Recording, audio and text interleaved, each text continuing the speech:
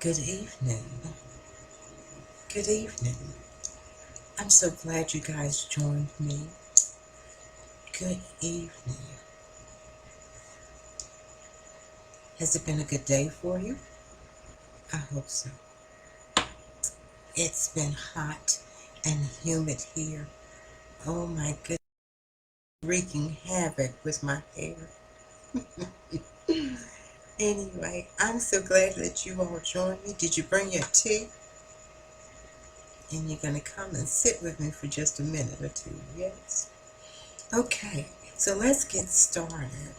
The subject matter today is going to be enabling. Enabling. And the quote, we're going to get that out of the way, is enabling is the enemy of motivation. Enabling is the enemy of motivation. And this thought was penned by Dave Ramsey. Dave Ramsey. You've heard of him before, the financial guru that can get you back on the right track and financially stable. Yeah, he said that. Enabling is the enemy of motivation. Well, why am I talking about enabling? Have you ever thought that you might not, or that you might be an enabler, which is causing you not to present well? That you might be an enabler, which is causing you not to present well. Well, most of the time, we talk about enabling when we are speaking of alcohol or drug misuse, addiction. But it goes beyond that. It can and is referred to patterns within close relationships that support any harmful or problematic behavior, and it is easier for that behavior to continue. What does enable mean? Enable means to make able, to give power to, competence, or the ability to. Enabling. Enabling does not mean you support this behavior, but there is a belief if you do not help, the outcome is going to be far worse. That's just a mindset that if I don't help, the outcome is going to be far worse. You have a tendency to make excuses for possibly lending financial support, not requiring that person to grow up and move on apart from you. There are any number of ways that it's possible that you are an enabler. Over time, this becomes a damaging effect on that person and others around them. It is difficult for that person to get help if they do not fully see the consequences of their actions. If that person that you are constantly getting out of hard places, if they don't see the detriment that it's causing, then they continue to do what they're doing. There is a difference between enabling and empowerment. There's a difference. It can be hard to distinguish between the two, but there is indeed a difference. Enabling behavior can seem like helping behaviors, It may seem like it is with your best intentions, and you are enabling someone without realizing it. Now, empowerment does not mean solve or cover up the problem, but it does mean that you help that person by giving them the tools that they need, helping them to access resources, teaching them skills, teaching them skills. In other words, you can give them power to make their own decisions and solve their own problems. Empowerment. Can you see the difference between the two? Tonight, I'm going to just give you just a few characteristics of an enabler, and then on Thursday, I have some more for you. But we're going to start out with just these. The first one is ignoring or tolerating problematic behavior. Ignoring or tolerating problematic behavior. If you personally disagree with the behavior, you might ignore it for any number of reasons. So you allow it to perpetuate itself. It just keeps on going. Because you disagree,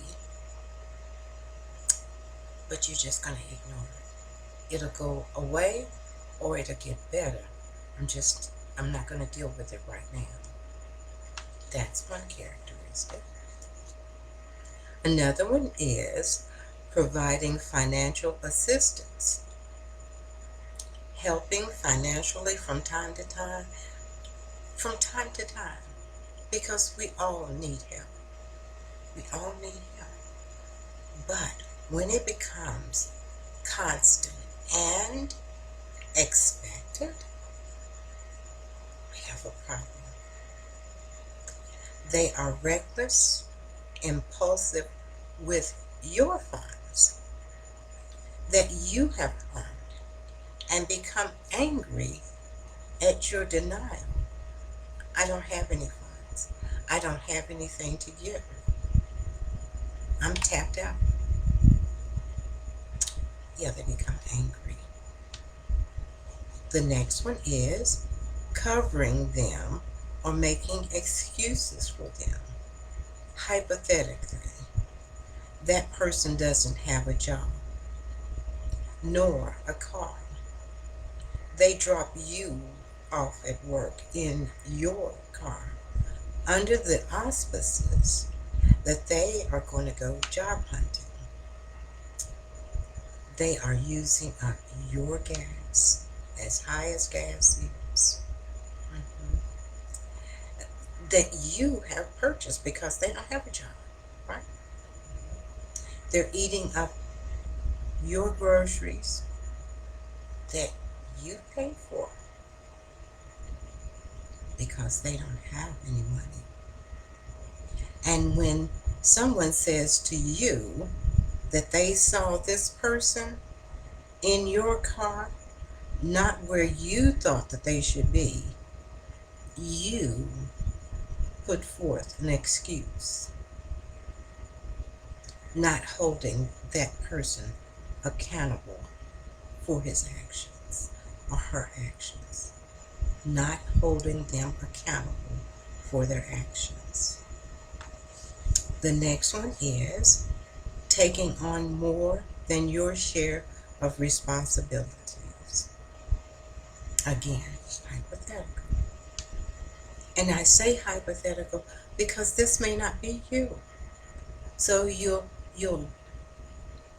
chew some of the meat and you'll spit out the rest. Or is it you chew the meat and spit out the bones? Whichever one is you. Okay? So taking on more than your share of responsibilities. Hypothetically, you do not have a job yet.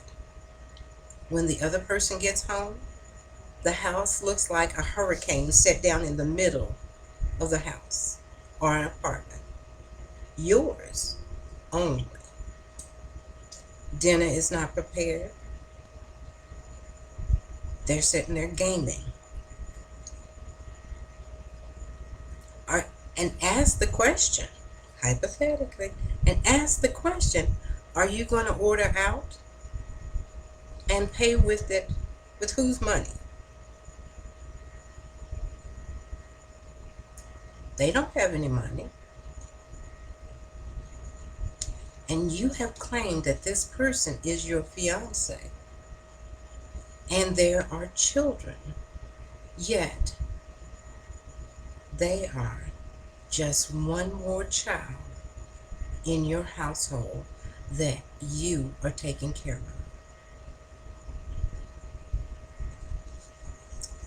of. It would not cause me to present well. And even though I furrow my brow most of the time, like I am now, no, I would find my no quickly. Okay? Brushing off things, another thing, just brushing it off, hypothetically. Claimed you as the fiance. But when you ask the question about when are we going to make this happen, multiple excuses. There are multiple excuses on their part. And then, romantically, they swift you off to the bedroom or whatever room, and the subject is dead again. Not to be resuscitated, not that night. And you ask, how did the job hunting go today? And frustration and anger is displayed immediately, pretending that these issues are not a problem makes it problematic, could possibly make you an enabler.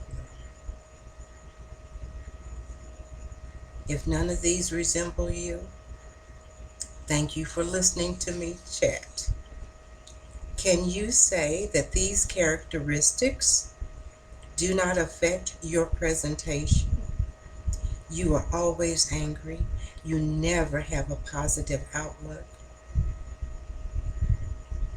Can you say that these characteristics are not starting to affect your emotional well-being?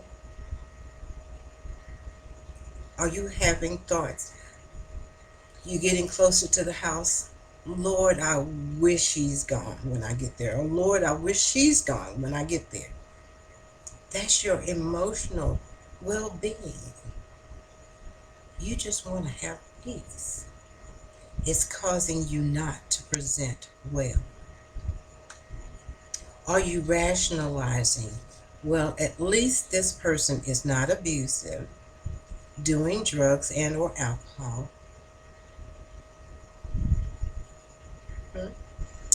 Are you tired of doing double duty?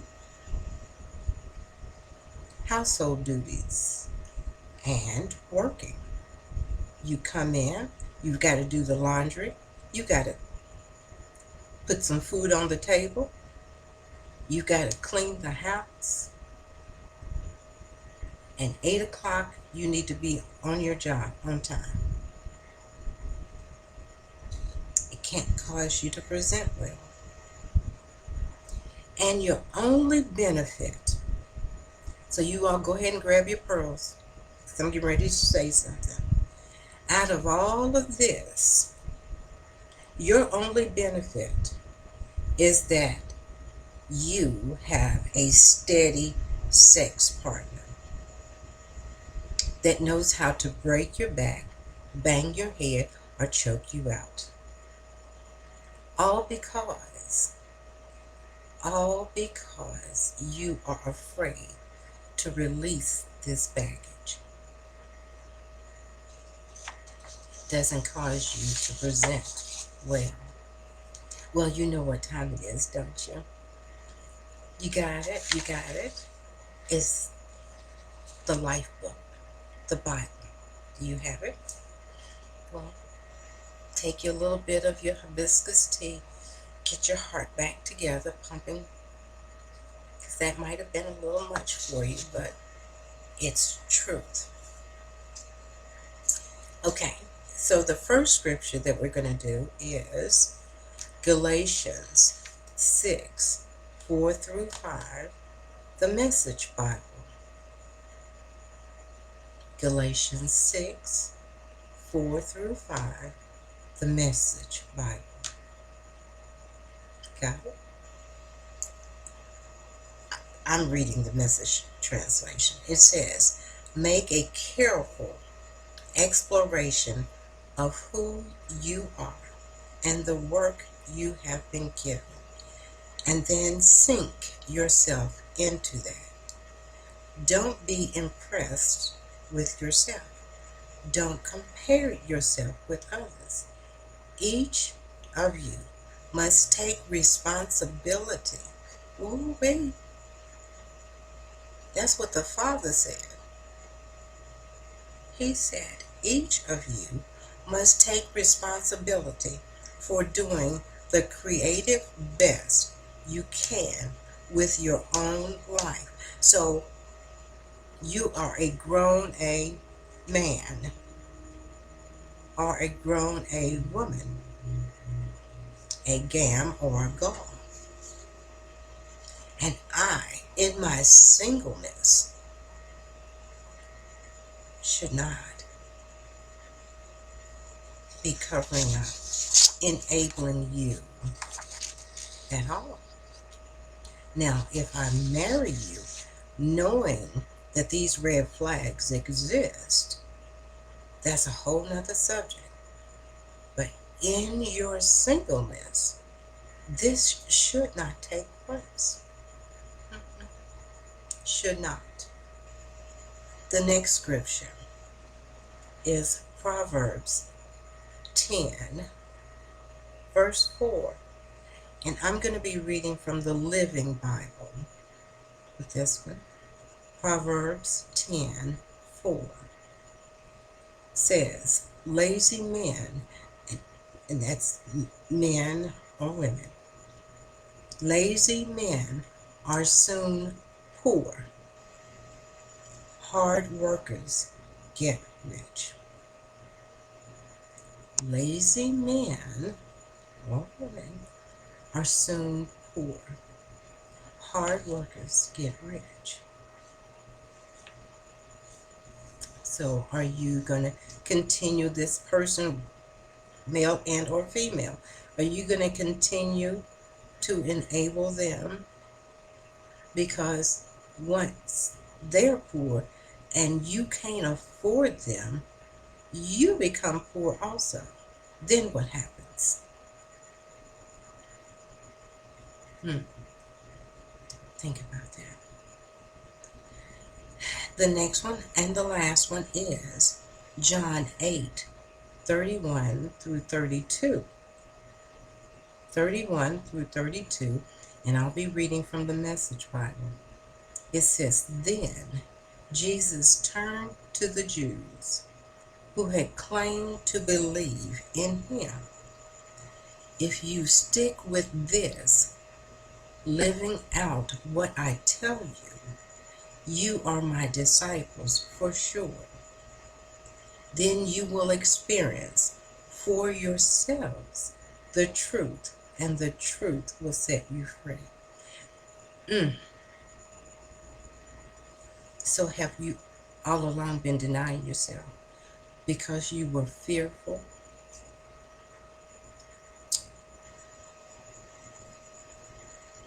What if I don't find, well, this is the baby's daddy. Well, what if I don't find someone else to be in a relationship with? So I'll just keep taking care of John or Janet, whoever, because this is easier, but it's not making you happy. And you are single. So you keep allowing this person to occupy this space with this behavior problem, and you are blocking what God has for you. God has something so much better for you. He is showing you all of the red flags that are waving at you. But you insist on, in your singleness, not married to this person. Whatever other superlative you want, you're cohabitating with this person, but he's not your husband. The truth about the matter will set you free. Thank you all for sitting with me. Thursday, we will continue on with enabling. Are you an enabler? At what? At 5:30 Pacific time, 7:30 Central, and 8:30 Eastern for you, me, and tea with Lady D. Again, I thank you all so much, and I hope that you all have a marvelous night. Good night.